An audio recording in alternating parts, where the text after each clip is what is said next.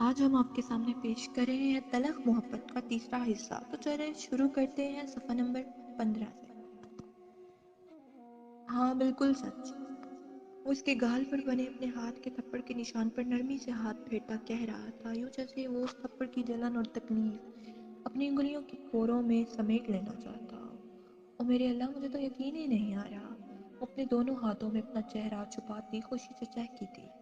ابھی یقین آ جائے گا تمہیں، عمر نے مسکراتے لبوں کے ساتھ کہا اور پھر اپنا موبائل نکال کر اپنے دوست نعمان کو کال کرنے لگا۔ پھر ٹھیک 2 گھنٹے بعد وہ اس کے نام سے منسوب ہو چکی تھی۔ ہاں اب بتاؤ، خوش ہونا؟ اس کے چہرے پر سچے خوشی کے ان گنت خوبصورت رنگوں کو نرم نظروں سے تکتا وہ مسکراتے لبوں کے ساتھ پوچھ رہا تھا۔ صفحہ نمبر 16۔ جی بہت خوش، بیلا نے کسی چھوٹی بچی کی طرح ہوا میں اپنے دونوں بازو پھیلائے اور زور سے کھلکھلائی تھی۔ ٹھیک ہے، پھر اب تم پنجاب جا سکتی ہو، وہ اس نرمی سے بولا تھا اور ساتھ ہی گاڑی کا دروازہ کھولتے ہوئے اس اندر بیٹھنے کا اشارہ کیا۔ جی جاؤں گی، مگر پیپر دے کر، وہ گاڑی میں بیٹھ کر کہہ رہی تھی۔ نہیں، کل نہیں جاؤ، پیپر سے پہلے ہی میں تمہیں دوبارہ یہاں لے آؤں گا، وہ اس کے ساتھ آ کر بیٹھتا بولا تھا۔ مگر میرے گھر والے، دادا جان، تایا ابا، بیلا کی آنکھوں میں ایک خوف سا لہرایا تھا۔ وہ کچھ کہیں تو صحیح، اینٹ سے اینٹ نہ بجا دوں میں ان کی اور ان کے لاہور شہر کی، وہ بڑے بے فکر سے انداز میں بولا تو بیلا مطمئن ہو کر کھڑکی سے باہر دیکھنے لگا۔ تو اگلا سین صفحہ نمبر 17 میں کچھ اس طرح سے ہے۔ عمر کو کال کی ہے تم نے؟ وہ آ رہا ہے نا تمہاری کزن کی مہندی پر؟ اس وقت وہ دونوں کچن میں سبزی بنا رہی تھیں جب بلقیس بیگم نے جیسے یاد آنے پر پوچھا تھا۔ یہ کہہ تو رہے تھے جائیں گے، اس نے پالک صاف کرتے ہوئے جواب دیا۔ ہاں جانا چاہیے بھی ہے تو وہ تمہاری اماں کی خالہ زاد بھائی، مگر ان کا خیال ہمیشہ بھائیوں کی طرح ہی رکھا۔ یہ ان کے گھر کی پہلی خوشی ہے تو تمہیں بھرپور انداز میں شرکت کرنی چاہیے۔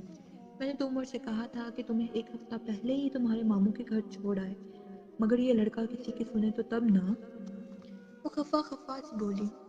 چلے کوئی بات نہیں ممی، میں روز جا تو رہی ہوں نا، بس رات کو ہی وہیں نہیں رکتی تو کیا ہوا، وہ لاپرواہی سے بولی تھی۔ صفحہ نمبر 18۔ ایک تو تم کبھی اپنے شوہر کو غلط نہیں کہتی، انہوں نے محبت سے اسے چھیڑا تھا، میں کہہ بھی لوں تو کیا فرق پڑتا ہے، وہ خود کو کبھی غلط سمجھتے ہی نہیں، وہ بیچارگی بڑی مسکراہٹ کے ساتھ بولی تو بلقیس بیگم نے نظریں اٹھا کر اسے دیکھا اور پھر وہ دونوں ہی کہہ کے لگا کر ہنس پڑی تھی۔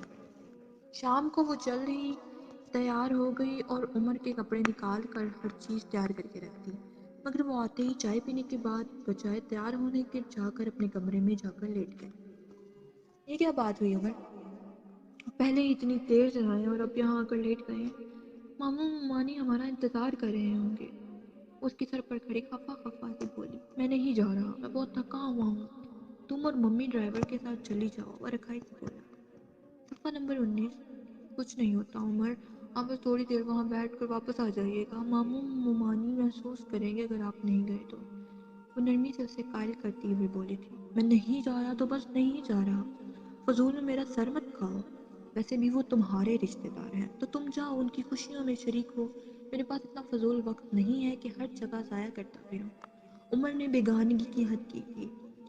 آپ کا ان سے نہ صحیح، مجھ سے تو رشتہ ہے نا، تو میری خاطر ہی چلے چلیں، وہ نرمی سے اس کی آنکھوں سے اس کا بازو ہٹائی تھی بولی۔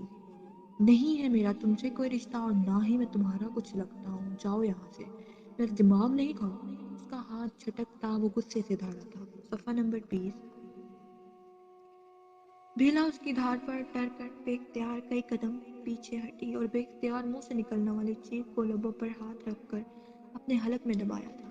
ٹھیک ہے، اگر آپ میرے نہیں ہیں تو میں اب بھی آپ کا نہیں ہوں پھر، ٹھیک ہے پھر اگر آپ میرے نہیں ہیں نا تو میں بھی آپ کی نہیں ہوں پھر، اس نے بس یوں ہی بالکل بے خیالی میں غصے کے اظہار کے طور پر کہا اور دروازے کی طرف بڑھی، مگر اس کی اس بے خیالی نے جیسے ایک بڑے غضب کو دعوت دی تھی۔